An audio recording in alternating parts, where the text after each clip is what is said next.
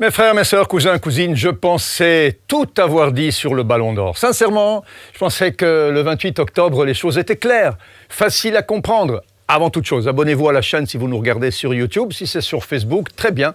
On est très contents, on est de plus en plus nombreux. Je disais donc que le 28 octobre, tout était écrit.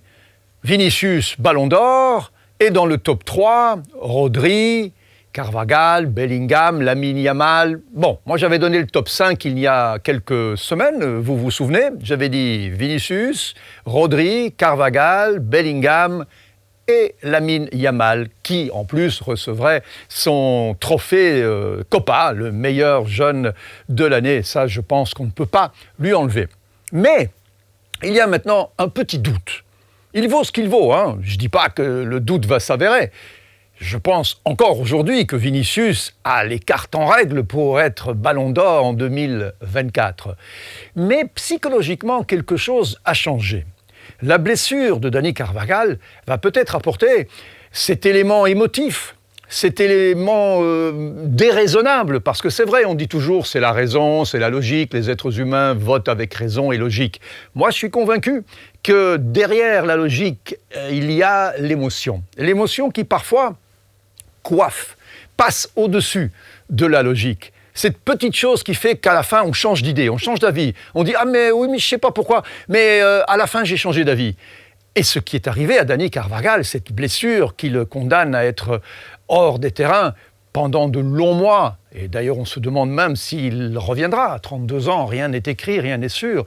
Cette blessure qui le condamne à rester en dehors des terrains pendant toute la saison 2024 et une partie de la saison 2025, va peut-être apporter cet élément psychologique qui fait que on avait peut-être en tête le trio Vinicius, Rodri, Carvajal ou Vinicius, Carvajal, Rodri.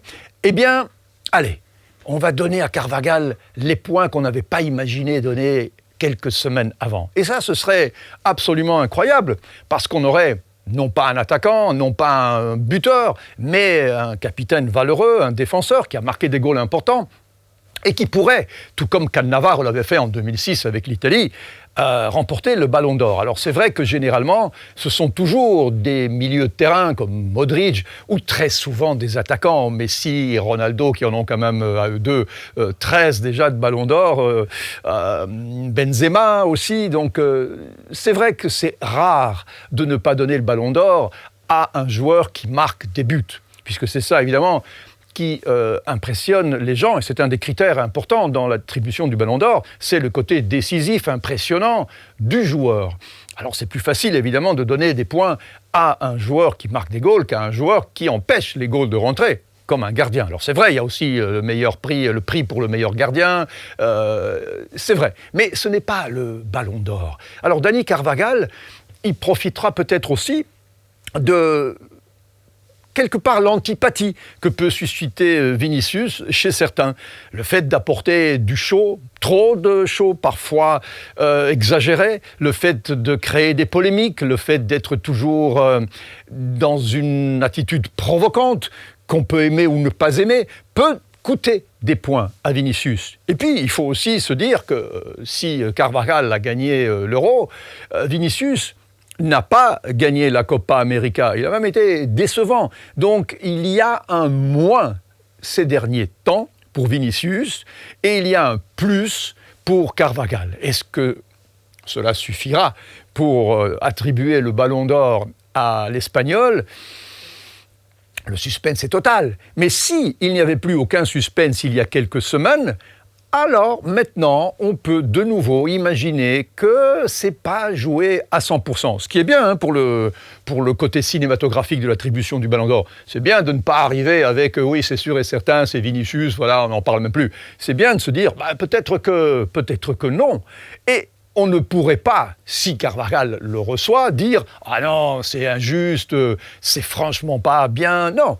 On se dirait oui, au fond, il le mérite aussi. Alors voilà, mes frères, mes sœurs, cousins, cousines, à vous de me dire si cet événement hors extrasportif peut influencer l'attribution du Ballon d'Or. Vous savez qu'on donne plus de points aussi. Le premier en reçoit 15, 12, 10, 8, 7, 6, 5, 4, 3, 2, 1, alors qu'avant, il n'y avait que 5 joueurs qui étaient cotés. Maintenant, il y en a 10. Et le premier qui en reçoit 15, évidemment, crée un écart plus important sur le troisième qui en reçoit que 10. Donc attention, l'attribution des points peut aussi peut-être modifier légèrement ou plus que légèrement le résultat final de ce Ballon d'Or 2024 qui aura encore fait couler beaucoup d'encre, mais ça nous permettra d'en parler aussi après l'attribution le 28 octobre à Paris. Et ce ne sera pas probablement à Paris l'année prochaine aussi, puisque vous savez que la fusion, la collaboration avec France Football et l'UEFA permettra peut-être à ce Ballon d'Or d'aller ailleurs, ce qui le rendra moins français, moins parisien, et c'est beaucoup mieux comme ça. À très vite pour une autre vidéo. Ciao.